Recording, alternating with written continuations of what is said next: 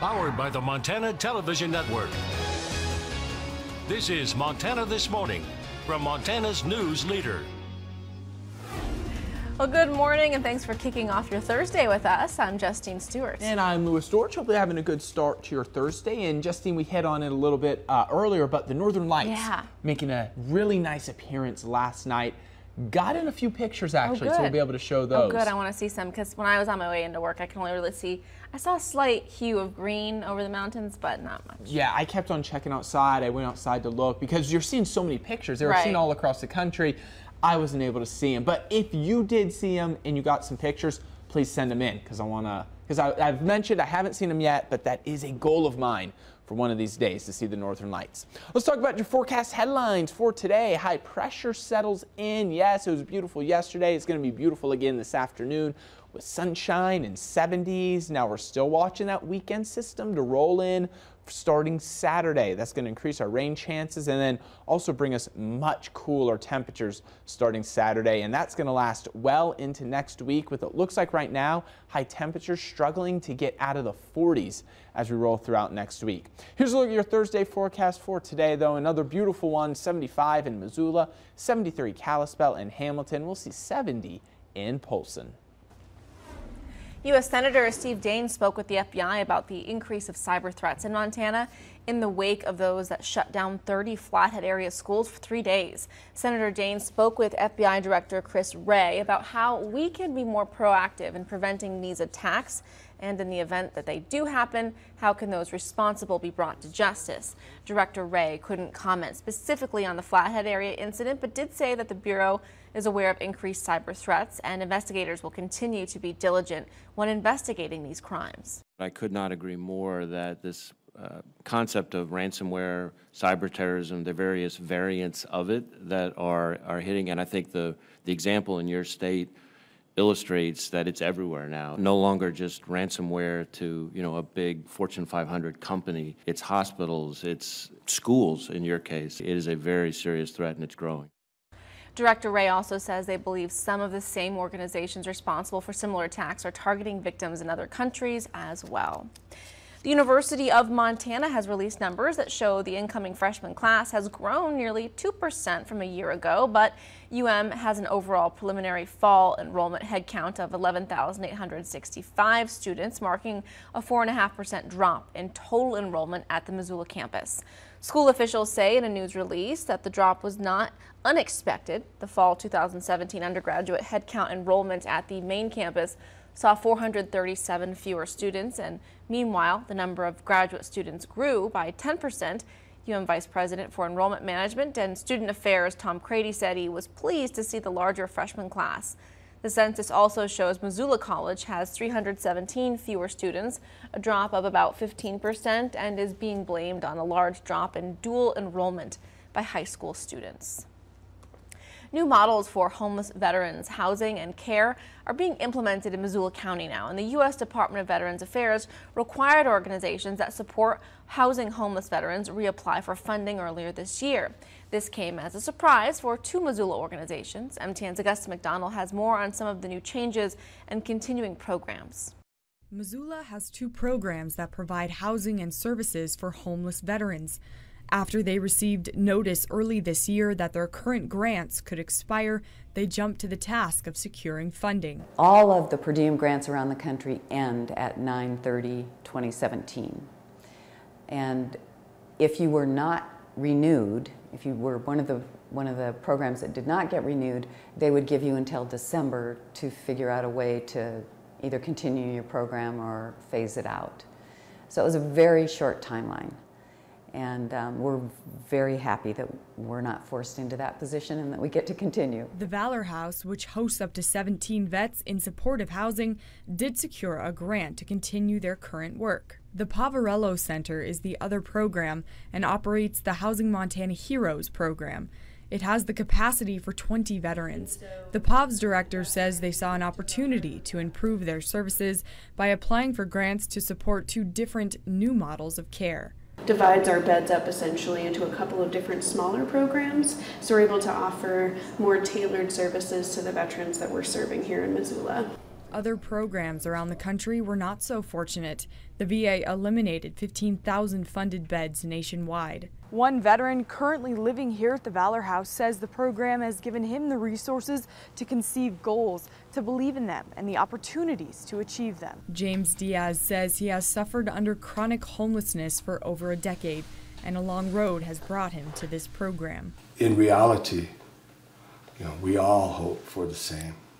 We all hope for success, and we all hope to be able to gain in completing our goals satisfaction and be able to find happiness in that success.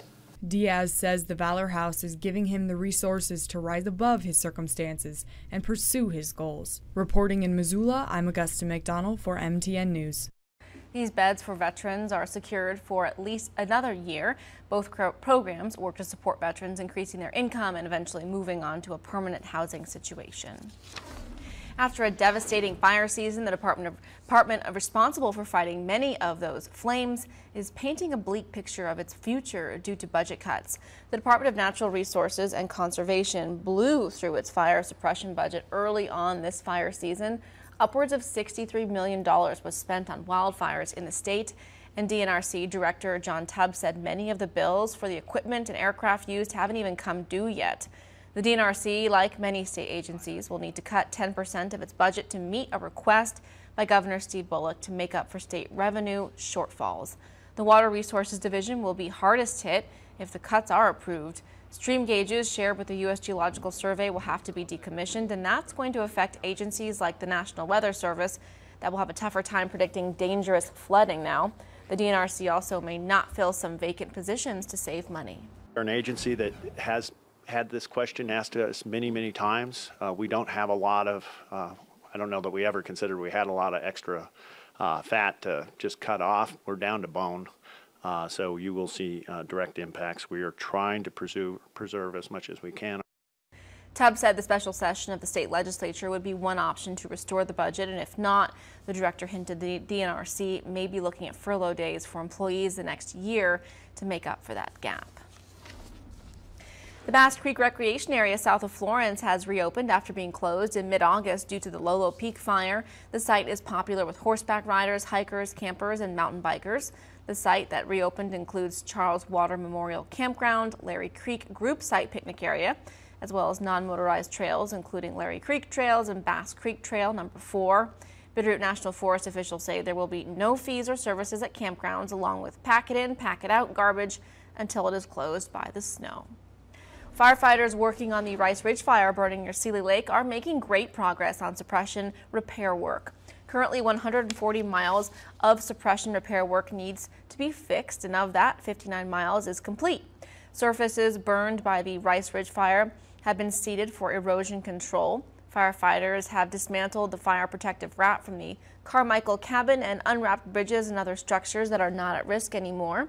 Fire managers have noted damage to 2 bridges and 1 outhouse structure. Smoke does continue to show up in the vicinity of the Pyramid Pass trailhead, the Montour Guard Station, and in the swamps on the fire's west edge. All right, time to send on over to Lewis this morning. He's got your forecast. All right, thank you, Justine. Good morning, everyone. Mentioned it a little bit earlier, but yes, the auroras were making an appearance this morning. Got this picture sent in to us by Kayla. She didn't give her location. You can see that nice green there in the background. The auroras were really strong this morning, as a lot of times you have to have some special cameras, special lenses to catch them. People were able to catch these just on the cell phones this morning, as many areas across the country were seeing the northern lights. So it's going to be strongest this morning, but as there was a pretty strong geomagnetic storm on the sun last night, you could still see those auroras pop up tonight and early tomorrow morning. So if you didn't get a chance tonight, maybe if you want to try tomorrow morning, it should be a good evening as well, as we're going to keep this high pressure overhead, allowing the skies to be clear, creating some very nice viewing opportunities there.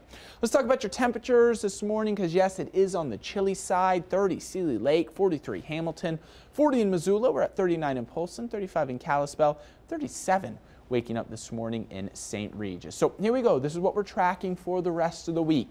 Very nice temperatures today and tomorrow. This is Missoula's 5-day temperature trend with 75 today, 74 on Friday. Then look at that quick drop off as we move into Saturday, Sunday, and Monday. Highs only in the 50s. Average for this time of year you see is about 68 degrees. So let's look at this storm system, try to track out when we expect it to hit. We're stopping this Friday around 6 a.m. You can see high pressure overhead. Here that's going to move east throughout the day on Friday with the cold front and low pressure system slowly moving in very early Saturday morning. So I'll stop this at around 12 p.m. on Saturday. Rain begins to push into western Montana, and then it looks like that's just going to cover most of the state as we move throughout the day on Saturday and into the afternoon on Sunday. So how much rain are we expecting? Well, early indications these numbers could change, but it doesn't look like a very strong, heavy rain event, but good amounts of rain are possible. You can see we'll stop this when? This is Saturday at around 11 a.m. Rain begins to develop, then increases throughout the day on Saturday. And then as we stop it on Sunday, you can pick up anywhere from 3/10 to maybe 4/10 of an inch of rain here in western Montana. Lesser amounts the further east you go, but it does look like the heavier amounts will be found in northern Idaho and western Montana for this weekend. Here's your 7-day forecast for Missoula. 75 today, 74 tomorrow, and there we go. 50s rolling in for the weekend, and those will stick with us into next week. You know, we do need that rain still as well. There are fires still burning, so it's good news. It is, and it's like, you know, we got that relief and you kind of forget about it because air quality is not as bad. But yes, it is going to be nice today, but that rain still much appreciated as we roll into the weekend. All right, we'll stick around. We'll be right back, but first, here's some birthdays for you this morning.